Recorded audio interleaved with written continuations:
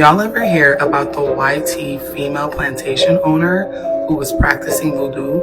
Unalived 3 of her husbands, was cursing people, especially slave men on her plantation, SAing them, and was taken out by a slave who was more powerful than she was.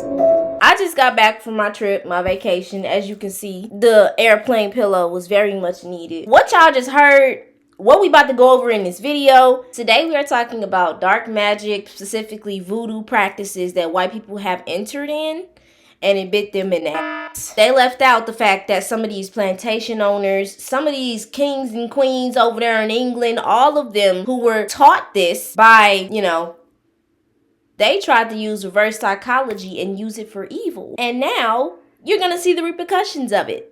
Let's get into the rest of the video. My name is Noah. I'm a spooky spiritualist, and on my page I talk about death, spiritual reparations, haunted people, places, and things, and how you can fuck around and find out. If you are not following me, I encourage you to do so now. Now, the spiritual reparations that we're about to partake in are Chef's Kiss. Let's talk about the White Witch of Rose Hall, aka Annie Palmer, who still haunts this plantation. What? All because supposedly a careless practitioner forgot to finish her sealing ceremony. And if you don't know what a sealing ceremony is, it's whenever someone dies and they want to keep them in a certain place, they seal it off so that their spirit can't roam. Annie Palmer was born in Haiti. Her parents unfortunately passed away from yellow fever when she was about 6 years old, and a black nanny adopted her, teaching her voodoo. Now, at the time of her growing up, Haiti was... Do you see what I'm talking about? Do you see what I'm talking about? Oh my God. Okay, that just you're just seeing it in the story time. If I have any like white people who are watching me, I'm not talking about, the ones who are doing positive things, but it's like, it's not just white people who are turning, things that they learn into bad things, but I'm saying at that time where all of the hatred that was happening in that frequency, they were using it to make it even worse. They were using it to keep melanated people enslaved and their souls being stuck at these plantations. This voodoo nanny taught her all of this information that she's about to use to do all of this messed up stuff to these people. Oh, Lord. Where they was whipping asses. Okay?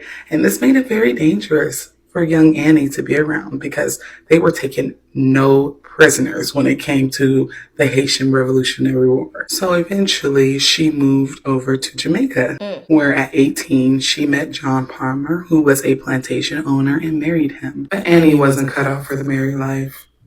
She was a floozy, and she couldn't keep her hands off of her husband's slaves, if you catch my drift. Oh. She would regularly SA these enslaved men until one day her husband caught her in the act. Now it is said that John Palmer was an abusive man and used to like to play Rocky Balboa, and Annie Palmer was tired of it. So she started practicing voodoo on him. John eventually passed away under suspicious circumstances, leaving Annie the only living heiress of his fortune. And this is where the cruelty, essaying, and voodoo turned it up a notch because now she had no one to answer to. She took that money. She was absolutely cruel to her slaves. Not only was she essaying the men, she was very abusive to the women, doing all kind of massa-ish activities to them. Annie eventually remarried twice, and both of her husbands suspiciously unalived.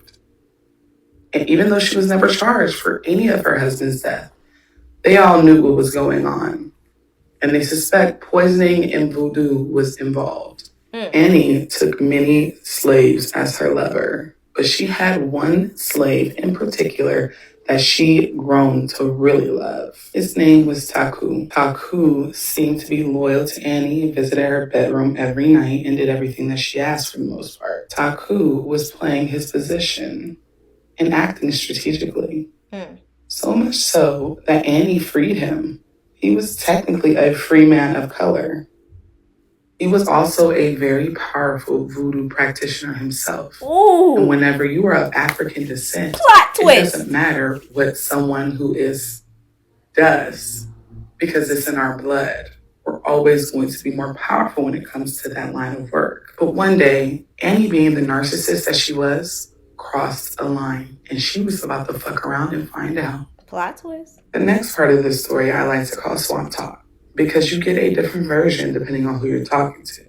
So in the first version, it is said that Annie unalived Taku's child. Okay? But the most popular version of this story is that Annie unalived his niece. Annie was never one to have eyes for just one lover.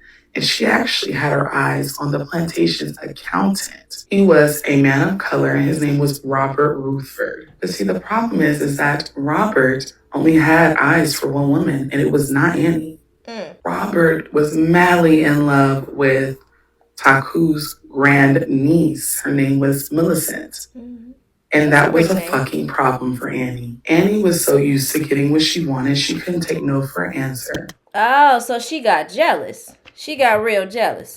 And in a jealous rage, unalived Taku's niece. And boy, was she about to fuck around and find out. Definitely. Because Taku was enraged. It is said that he did his divinations and he decided this is what he needed to do. He asked the ancestors, the Most High, and his deities for protection.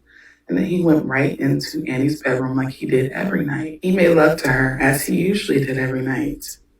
But then he decided this was going to be the last night that I have to come in this motherfucker. So after he made love to her, he placed his hands around her neck and her to death. And then him and the other slaves of the property placed her in an above-ground coffin and started the sealing process to keep her spirit inside of that box. What? Because even though Taku was stronger than her, she still had been practicing voodoo for a very long time. Bro. It was powerful as well. Well, somebody didn't complete the ceremony. They started it and they did not finish it. And now Annie Palmer roams the halls of this plantation, scaring the shit out of everybody. Even back then, the slaves, the people that lived in the house, they had issues with the spirit of Annie Palmer because she is pissed off, even in her death. Right. It was so haunted. Everybody had fled the plantation. She's the type of person that can't let go. Like, because she has a strong sensation of jealousy and a strong sensation of, like, only, everything has to be hers. She's not going to let that grudge go. She's going to wait on the other side to get her revenge. She's going to wander around the house and try to do, you can tell the type of people who are going to do and try to do some real haunted, messed up stuff on the other side when they transcend to a different place. And it went into ruins until someone purchased it and restored it. You see her full body apparition walking through the halls. You hear her voice, footsteps, disembodied voices. It's haunted as hell. And it is said that even though the sealing ceremony was not completed, the deities that were used to do this made sure that her soul stayed there, repeating the same shit over and over again, making sure she had the ending she deserved. That was a real crazy spiritual plot twist switcheroo right there. She over here doing all of these nasty evil deeds and it came right to bite her back in the ass. First of all, let's just go to Noah's YouTube page. Let me just show y'all. The YouTube page is up. I'm gonna put the link in the description to her page because as y'all know, we love the spooky story times and the spiritual reparations.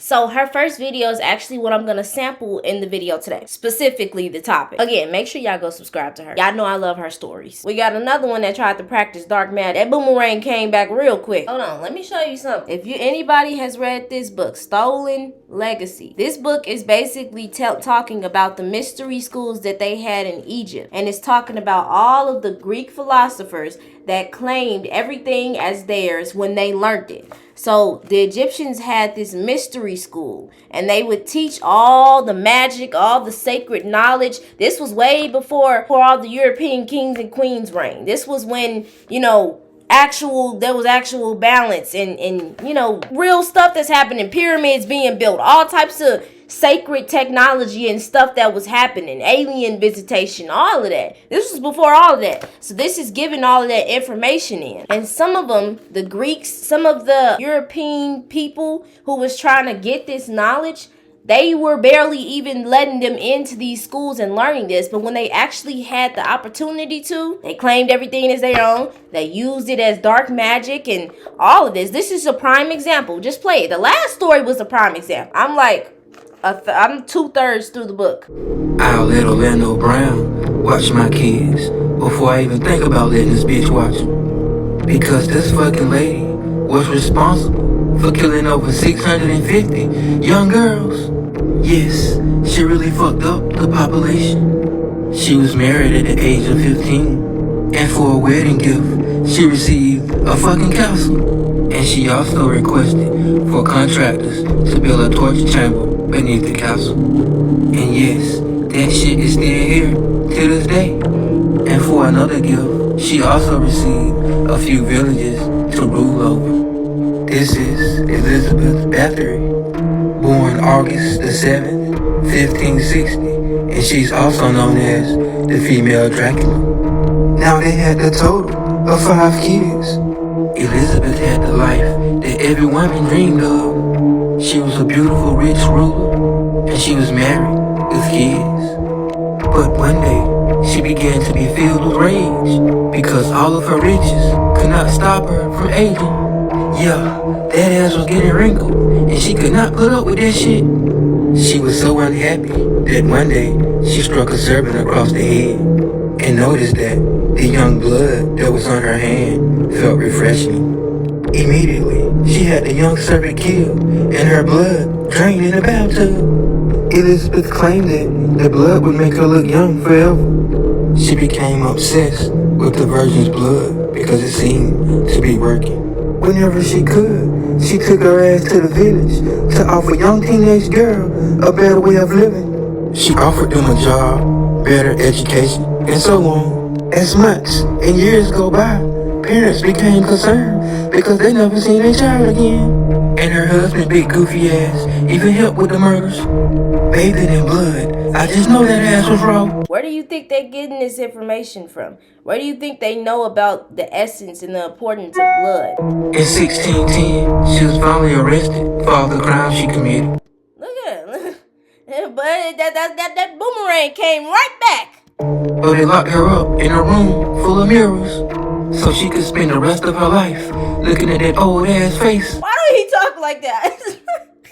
That first comment, Bloody Mary for real, that is a real thing. I'm gonna give y'all the backstory. All of this information that they know about blood and magic. Why? If y'all ever watched American Horror Story Coven, you know this scene. And you know where it originated. Exactly who I am and what I'm capable of. Just like I know exactly what you are. Witch. I can smell the stink of it all. Well, I didn't expect you to like me. After all, your kind and my kind have been going after each other for centuries. Though it is kind of like a hammer going after a nail. Everything you got from us. Did you, voodoo slave girl who graced us with her black magic? She couldn't tell a love potion from a recipe for chocolate chip cookies if she had to read it. You made her a slave. Before that, she came from a great tribe, the Arawak. She learned the secrets of the other side from a 2,000-year-old line of shamans, necromancy.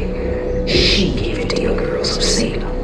A gift repaid with betrayal. And that's the real thing. During the Salem witch trials, all of the witches, the white witch, they would say that they got all of their knowledge from Tituba, who was a, melanated slave. Now listen to this. Why voodoo work? Because they get motherfuckers genetics. And your genetics is a spiritual thing. This is why when you use your genetics in magic, the spirits work for you faster. Nails, hair, saliva, urine, any powerful magic that we never used to do back in the day always required those things. And they knew about this. And that's why they would make skin purses out of our skin, shoes out of our skin, put our hair inside of furniture, and keep and cut off our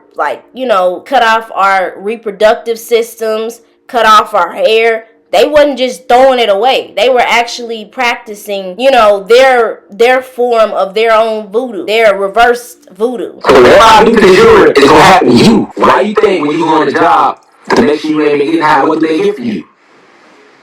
Your urine or your saliva? Peep what he just said. When you get a job interview, they need a piece of your hair or they need a piece of your urine. Now, okay, 50% of them might be trying to check for drugs. But the other side, they're not just using the urine, the blood that they take from the hospitals. It's all forms of voodoo, witchcraft, dark magic happening every single day.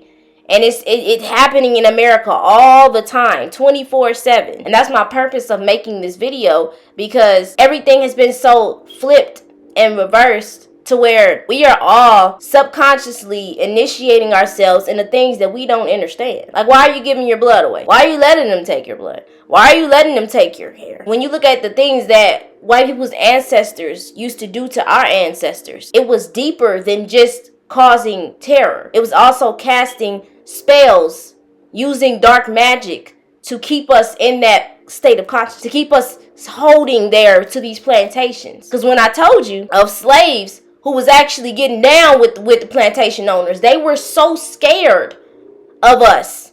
The retaliation, who was burning down plantations. They had to figure out a way to lock us down mentally. That's why it's a mental war. I keep telling you, it's a mental thing. It's not a physical war, what y'all seeing.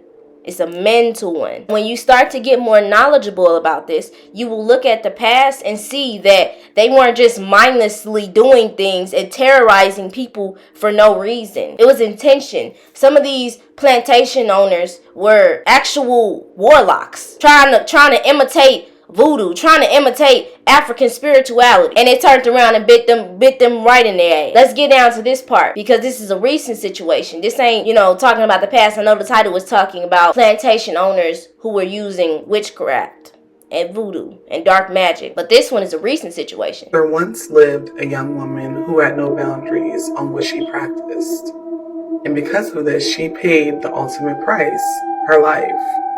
Y'all ever heard of that story? We have touched on this white woman who thought it would be a great idea to practice voodoo to try to hex her African American girlfriend. This is a good one. This is how you F around and find out. This white girl tried to hex her African American girlfriend. You trying to hex somebody that they did. Hey, somebody in the comments said, plot twist, the girlfriend was Haitian. This story is really a tragic one. I talk a lot on my TikTok channel about how not to fuck around and find out. And unfortunately, this young woman did, because she just would not listen. Caitlin Ann Reston was born November 29th, 2000 in Virginia Beach, Virginia. Caitlin did identify as Wiccan and was into the occult, which is, there's nothing wrong with that. That's your practice, that's your belief, and that lines up with your culture. Caitlin had just had a baby girl. Her name was Aaliyah. She was 5 months old at the time of her death. So she was a brand new first-time mom, and she was in a relationship with an African-American woman. She had a baby. Sometime in March of 2020, Caitlin and her girlfriend broke up. Whatever the reason may be, Caitlin felt like she had to get her lick back for something. So instead of doing what she normally does, which is Wiccan pagan practices, she decided that she was going to use voodoo. Caitlin was a part of a lot of occult groups on Facebook, and she would get guidance for different spells she was doing. She would share some of the spells that she was doing. And back in April of 2020, she started to share photos in this group and on Twitter, and they were a little troublesome to some of the practitioners that was in this group. Some of the Black practitioners in specific. She shared a picture of a puppet, or otherwise known as a voodoo doll. The voodoo doll itself looked like it had like little locks attached to it, and her African American girlfriend had locks. And she was very open about the fact that she was trying to hex her ex-girlfriend, who is of African descent. Do y'all see where I'm going with this? Right. This was not a good idea. So, of course, the other members of the group that knew better, white and Black, told her, this is not your lane. You need to stay in your lane, because this can get very, very dangerous. So instead of taking the advice and calling the whole thing off, Caitlyn then went to Twitter to share another picture of her puppet doll and put this quote: "Let people live and have their own religion. If someone is into something different, accept that. Stop saying, no, you come from God. I'm Wiccan and I always will be, so shut the F up and let me be." Let her be. And so let her find out. Continued to do her hex. Now remember, this photo that she shared on Twitter in this Facebook group, all of this was March 29th, 2020. Some of her friends, it seemed like they were divided. A lot of her counterparts that looked just like her were defending these actions. It is unclear how much and how deep this woman went into the practice of voodoo. On April 17th, she posted in this group, and the group on Facebook is called Which Way. Okay? She posted, "I seen Papa Legba today and I'm scared." And then commented underneath her own post and said, "No, sir." Let's get into who Papa Legba is, because American Horror Story Coven has us believing that Papa Legba was just this scary skeleton-looking man. No. No. Papa Legba is usually depicted as an old, wise man with warm, old grandpa spirit. So when Caitlyn made this post about seeing Papa Legba and being scared, us Black spiritualists that know who Papa Legba is and what he embodies were a little troubled. You in danger, girl. Because we didn't think that was Papa Legba. There's another spirit that us practitioners, I am not initiated. I repeat, I am not initiated. Yeah. That was not Papa Legba, that was Beron. Beron Samaldi is the keeper of death. So Caitlyn made this post in the Which Way group on April 17th, 2020. They didn't hear anything else from Caitlyn and would not ever hear anything else. 2 days later, Caitlyn Ann Reston was found drowned in her bathtub. The spiritual reparations that Caitlyn Reston experienced, she did bring on herself. This is why we tell y'all some things aren't for everyone. They help the people of Haiti, okay, defeat those same types of people in the Haitian Revolution. It doesn't work like that. You can't do those type of things, okay? And then the extra cherry was that her target was Black. These spirits don't play. It doesn't matter if her girlfriend practiced or not. You tried to target them. Come. She is of African descent. Oh, baby. And so are these spirits. So it's an unfortunate story. It is a learning experience for other practitioners that want to practice those practices. We need to mind our religions, practices, and respect one another. After her death, all of her tweets, Facebook posts were brought out into the light, and a practitioner came forward and did a reading. And I'm assuming that this practitioner is initiated, because you cannot speak to spirits like this if you're not initiated, if that makes sense. But the message goes, I just want to take a moment to say R.I.P. Cat. I just did a reading on her and I asked Papa Legba, was that him? And he said, no, it was Beron. Shaking my head. Y'all have to be careful what y'all tap into. Heavy on the be careful what y'all tap into. I don't know what Caitlyn did during her rituals, but whatever it was, it literally pissed off a spirit. Right. And this is the type of spiritual reparation that I don't wish any of y'all to experience. Yep. The real information that I want y'all to take away from this video is that when you look at history and the things that they were doing and some of the odd things that they would do to our ancestors, and this is a history lesson, this is not to bash, and I feel like I have to keep saying that, but I'm not going to say it anymore. Y'all know how I feel about unity consciousness. Y'all know how I feel about not creating division. But when you're being honest about history, it triggers some people. So I'm just starting to connect the dots with the things that they were doing, the dismemberments, the blood taking, the blood drinking, the cannibalism, the just all of the things that they used to do. That's dark magic. The cutting off the hair, the keeping it, the putting it on, making it into purses, to everything that they were doing.